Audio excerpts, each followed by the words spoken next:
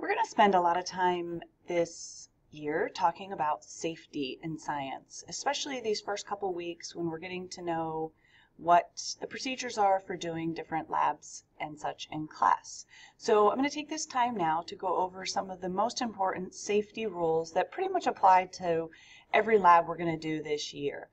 So why am I so particular about this? And that's because science, I really like to be a hands-on class. I like you guys to be able to do things and to get in there and try some of the science concepts that we are learning about. But with that comes some element of risk. You know, if we're using chemicals or fire or something, then I need to be able to know that no one is going to get hurt. So in order to ensure that everybody is safe, we've set up some rules and procedures to follow. So let's go ahead and go through those. So the first is, and this is the best and easiest way, is if you're following my directions, you can be pretty sure that you're going to be okay. So make sure that any directions that I have written or that I give you verbally, you're following, and you're covered for the most part. And just don't be afraid to ask questions. If you're unsure about something, if you're not sure about what something is or what something does, please ask, okay? Ask me, and that's going to be the best way to get your information. Another thing is you may have noticed that the room can be a little crowded. We have quite a few people in each class, and once you're back at the lab station, that becomes even more so. So everybody's crowded back at those lab stations. We've got lab equipment set up. It's really important to make sure that you guys are behaving appropriately and not running around or chasing each other or poking each other or whatever it is you want to do. It's really not the appropriate time to do that. And that also goes with the equipment. If you're using the equipment in a way that is not intended to, it can get broken or somebody can get hurt. So really making sure that you're using your time and equipment appropriately, and everybody's going to be okay. Not like these people.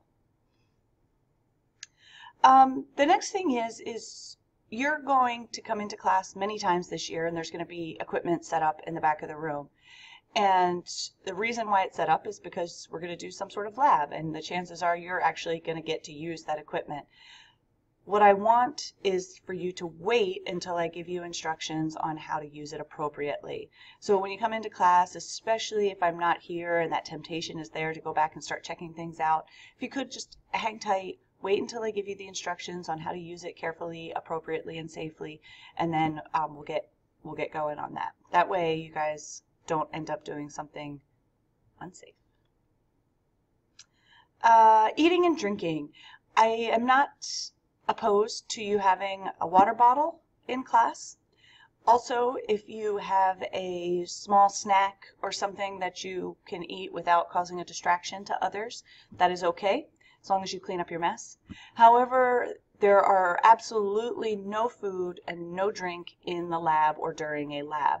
So that even goes for working in the lab and then going to your seat and taking a drink of your water bottle and coming back. So during a lab, no eating or drinking, especially not back at the lab stations. Of course, never taste or smell or drink anything back in the lab or anything that's part of the lab unless I tell you to, which, I don't know, maybe smelling, but definitely not tasting. And then it's always a good idea to wash your hands, especially if you have class right before lunch. You wash your hands before you go and eat. Just good practice. Goggles. So lots of the labs we do, my hair away. Lots of labs we do this year are going to involve some sort of substance or material that could potentially get into your eyes, and we want to prevent that. So I have provided you with your very own set of very, very snazzy goggles. Actually, we have to share them within the other classes, but I do have goggles for everybody, and they are required during all labs, in which I tell you to, especially the chemistry labs at the beginning. Some of the ones at the end of the year, you won't need to use goggles, but certainly all the chemistry labs you will need to, and we'll start off practicing that right away. So These are chemical splash goggles, so a little bit different than maybe safety glasses you might have seen.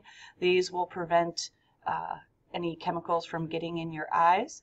They're all the way around. I do have two sizes, so they can hopefully fit your head correctly so that they fit relatively snugly.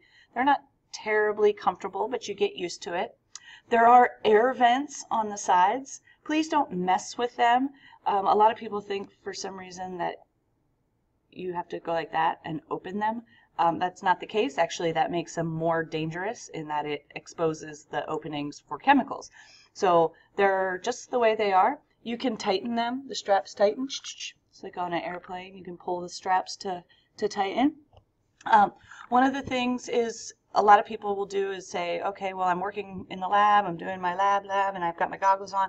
But now I'm going to go ahead and write in my lab notebook.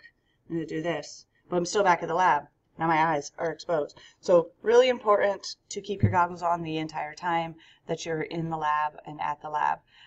Even if they start to get uncomfortable, if it's warm, it's really important to keep those on until the very end of the lab. I'm going to go ahead and take mine off. So next, keeping your area neat and clean. I already mentioned a little bit about how crowded some of the labs can get, and we have lots of equipment back at the lab tables, including your lab notebook and pencil and partners. And so really important to try to make sure that you're keeping your lab area as neat and clean as possible, making sure you're cleaning up and moving the materials out of the way as you're finished with them. At the end of the lab, really important to return the lab to the way you found it. That way it's set up for the next class.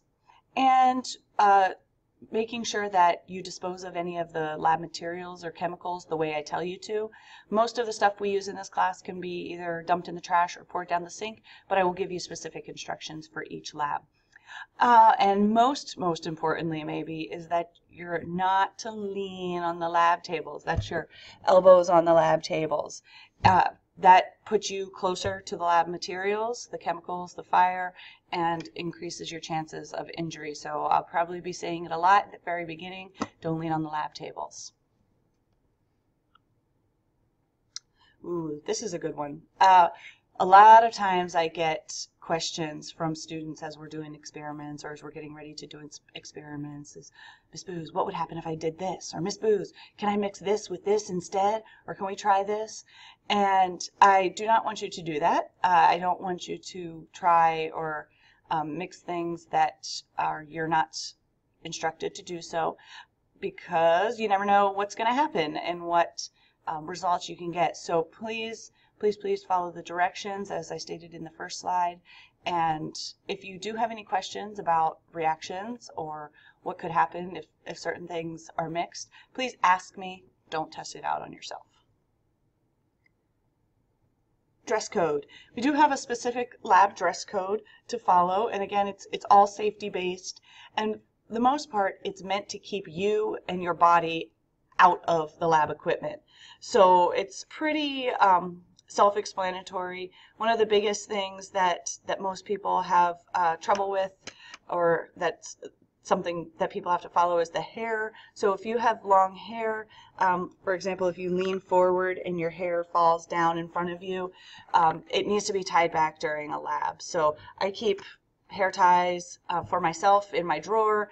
I highly recommend, if you have longer hair, that you keep a little stack of hair ties in your binder so that they're ready for lab. And there's really no exception to that. We don't want our hair catching on fire. Same thing goes with dangly jewelry. For example, if you are wearing maybe a scarf or a necklace or a keychain thing around your neck or something, really needs to be taken off during lab. Again, it's that idea that if you're leaning forward, that nothing's going to get in the way of the equipment.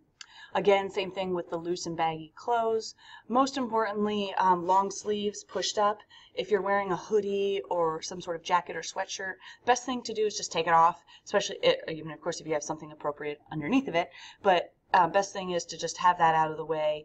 If you can't take that off, sleeves up, hoodie strings tucked in, etc. And then, especially at the beginning of the year and the very end of the year, we have a lot of people wearing flip-flops or sandals. It's really important to can't get my mouse to move the right way, to make sure that you have your toes covered or your feet protected as much as possible. And that's mostly if something was to fall off the counter. It does happen. Things fall off the counter, glass breaks, and we want to make sure we keep ourselves protected. This one's pretty self-explanatory. If you are in the lab, you don't want to be touching your face. Of course, you're going to have your goggles on, so that's not going to be a huge deal. And the most important thing, again, is just making sure you wash your hands. If you get something on your hands, just wash them. That's the best thing you can do. And that's all for our safety presentation and the safety guidelines. We're going to be going over some specific information in class. We're also going to go over some use of, just in case something does happen, what do we do? Some emergency drills, some emergency equipment that we have available in class.